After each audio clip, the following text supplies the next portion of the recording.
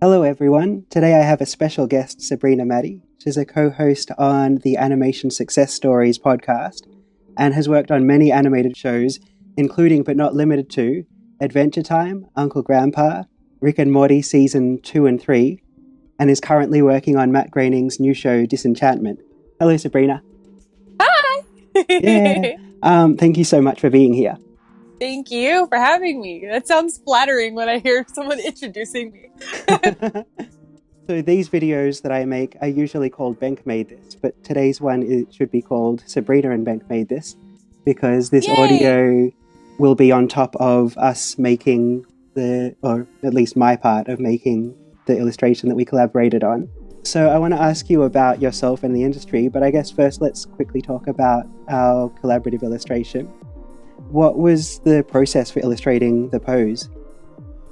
So, that picture actually came about because we were having an art gallery out here. Titmouse was hosting a feminist nerd resistance art gallery. Mm-hmm. And I was actually going to be doing a pole performance. And I was dressing up as Princess Mononoke for my performance.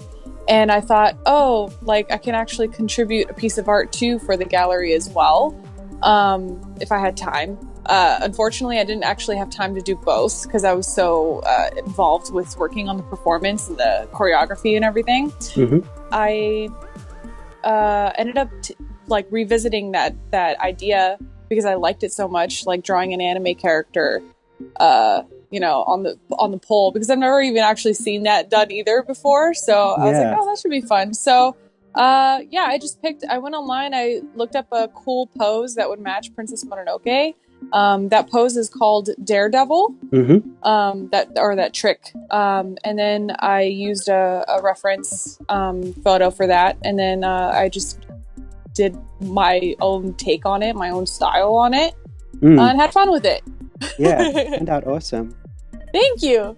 So after I asked you if I could color it, but before you actually sent me the image, I saved it off your Tumblr and made about 8 different color trials of from the thumbnail. And then once you sent me the high res one, I printed that off and had another sheet of paper on top of it, and did the painting on the sheet of paper on top and had a light box underneath so I could keep checking exactly where the lines were. Oh, that's cool. Yeah, then I scanned in my painting and superimposed it with your illustration and then digitally touched it up. That's awesome. I never really work with traditional mediums, so that sounds really cool. I love mixing the two. Yeah, that's great. So let's start with little Sabrina. Did you grow up in LA or did you move there for work? So I unfortunately I've grown up here. I've been here all my life. Mm-hmm. I'm actually in the house that I've lived in all my life still right now. That's amazing. Was there anything in particular that got you into art? Cartoons, of course. Mm-hmm. I know my earliest memories of my favorite cartoons were definitely Sonic the Hedgehog. That was one. Amazing. And then also I played the games as well. Games had a huge influence mm-hmm. too. And then Sailor Moon was a big one, mm-hmm. As well as Digimon and Pokemon and everything. Yeah. So those were the big ones as a kid. Yeah. So then you went to the Art Institute of North Hollywood, yeah? Yes. Yes, and it is North Hollywood, not Hollywood. They call it Hollywood, but it's in North Hollywood. I'm like, guys, you're not that cool. So when you were in college, what did you imagine your professional life would be like? I had no idea. I felt like it was going to be scary and intimidating and just, I felt like deadlines were going to be something that I was going to be really scared of. Because I didn't know how it worked. I didn't know how fast people were in the industry. And, a lot of us, we're always taught either to make sure to get faster when we draw or something like that. I guess they make it sound a little more scary in school than it actually is. Yeah.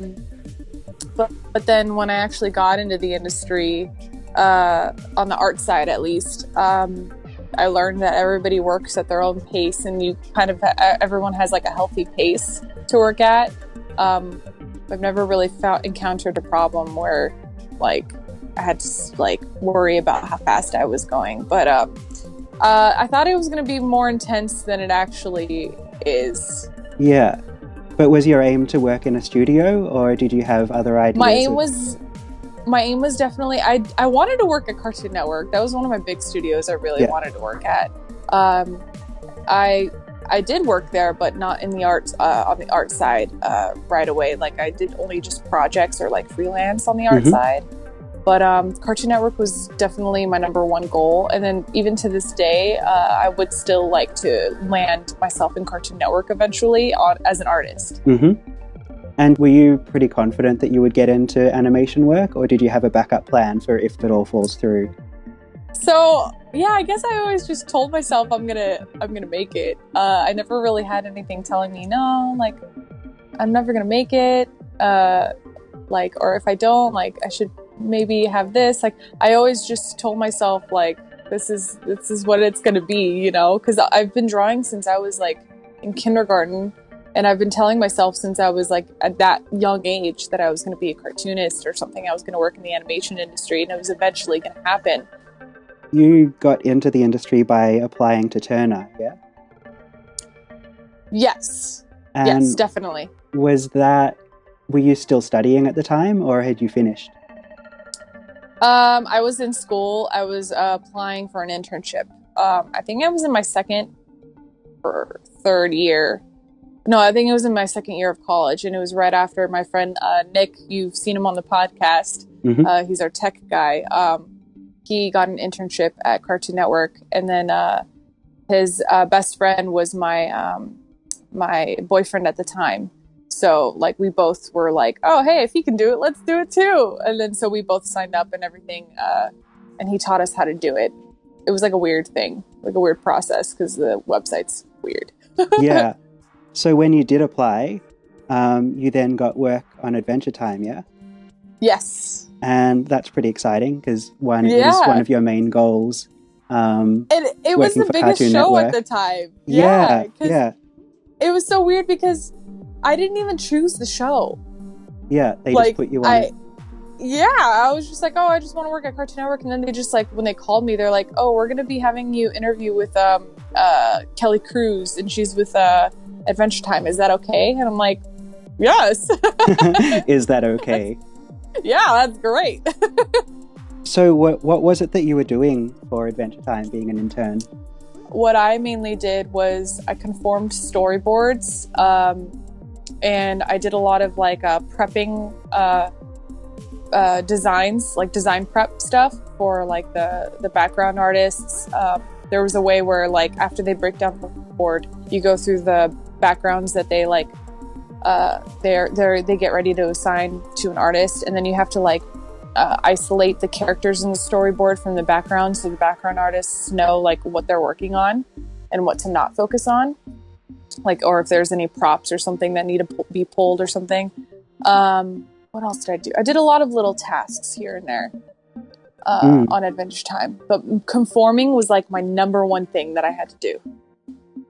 And how was it going, like, straight into that role? Were you really nervous at first? Did someone kind of guide you? I was nervous for sure. Yeah. But at the same time, like they did have like an expectation themselves where we all, like, they've dealt with people who weren't as quick of learners as most. So like they had a way to fill out their interns and then judge based on that, like on the first week or first day or so, like how they're going to handle their interns. But I was pretty confident, like even within the first day, because the programs that like, you know, like Photoshop, I know Photoshop inside and out. That's what I was mainly working with. And then like I was working with the scanners and in the scanning and copying room a lot. And I'm a quick learner when it comes to technology. And I'm fairly organized. So it wasn't that intimidating like after the first day. It was just a matter of like tedious work being done quickly. Yeah. So So once you got was into great. it was you were just at work. It was fine. Yeah, pretty much. Yeah.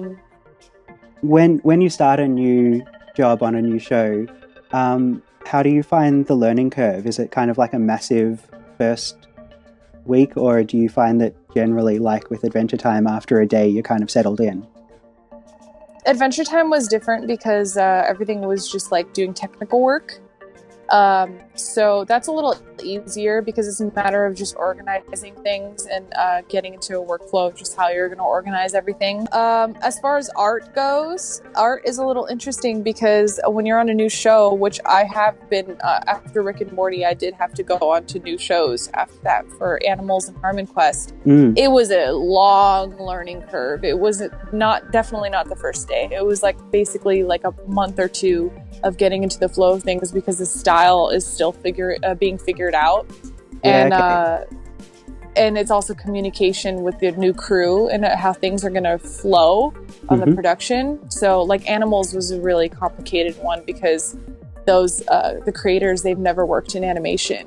Oh wow. So they didn't know how a lot of things were ran, and we also had like a communication thing go on where like they didn't really communicate very well what they wanted from us artists, or how to like trust in what like our abilities. So we were behind in the schedule a lot just because of just figuring that out, and then also the style of the show. And they were funny because whenever they would give us notes back, the notes were so funny. They would basically be like, "Oh, do like 20% more like cool, or 30% more like shitty." Or like it was like he wrote notes based on percentages. This was Phil, and I was just like, okay, Phil, let's try this out. Yeah. So between season 2 and 3 of Rick and Morty, at least with the screening of them, the hiatus was like a year and a half. When season 2 finished, did you know that you were going to be working on season 3? Yes. And how do you go about finding work knowing that you're going to be going back to Rick and Morty at some stage? So I didn't have to worry so much because I was with Starburns people, and they already knew that our priority or our show was Rick and Morty, and they knew we would be going back. Yeah. Okay. So I never had to worry about that so much. I did know that I was going to work on the next season, and then at the same, like when the time drew closer, I actually started like getting scared that I wasn't, because the competition started getting so high. I heard like people were going nuts, like people were asking me for tests and stuff out of nowhere, out of the blue, and everybody really wanted to land on that season. And then I was just like, well, I gotta make sure my spot's secure, and also like I kind of wanted to apply for character design this season as well. So I was kind of hoping like that, like I don't know. I was hoping I would secure that spot, and if not, I would at least get my old job. So. And what is it about character design that makes you really want that position? I've always just been in love with characters. Growing up, whenever I would draw, it would always be the characters. And I always wanted to create my own too, and then like have that come to life, and then have that be loved by others. And I had a wild imagination when I was little, and I always had imaginary friends as well when I was little. So everything was just about characters. Yeah. I do have a love for backgrounds too, depending on the style of the show. I would love to do backgrounds like Rick and Morty someday. It's just really those backgrounds are really complicated. So one day I will eventually work up to that point. But I do have an appreciation for backgrounds as well. Yeah. So you're currently doing design cleanup, is that right, on Disenchantment? Yes. So this job is actually like way easier than most of my jobs that I've had. It's not like there's not so much creativity to it. It's more skill. Especially because I have to clean up backgrounds, and the backgrounds style of the show is a little like intense. But I love it. It's actually relaxing because I can just like put something on the other screen, listen to it or watch it, and then just clean up stuff all day long. Oh, that's awesome. Yeah. So it's more of like a meditative animation. Yes, and I love that stuff because Yeah. every now and then I do get like a little overwhelmed with my creativity. So before we wrap it up, we should plug your YouTube podcast. Animation Success Stories. We have a YouTube channel, we have an Instagram, a Facebook, a Tumblr. Not a lot of people see our Tumblr. Yeah, we are going to get an iTunes very soon, and we have a Twitter account. Awesome. I'll put links to at least some of those in the description. Yeah. And where can people find you online? Yeah, so I have an Instagram and Tumblr at Sabrina Mati. Cool. Sabrina Mati. Yeah. So links to those will be in the description. Thank you so much for doing this. It's been a pleasure. Yeah, thank you so much.